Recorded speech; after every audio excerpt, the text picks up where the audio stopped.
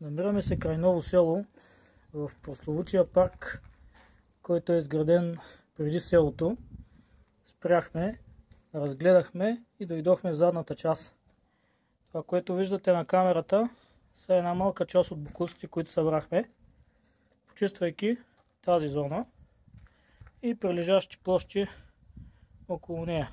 От едно малко пространство събрахме два големи чувала и отделно почистихме това, което можахме, защото не бяхме подготвени да съберем такова голямо количество боклук.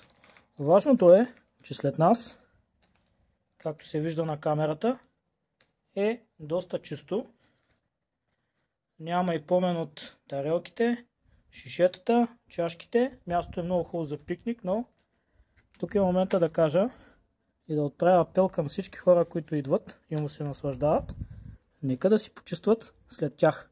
Разбира се, ние ще минаваме и друг път, но не може да се разчита само на доброволци да пазят иначе красивата ни родина, а именно България.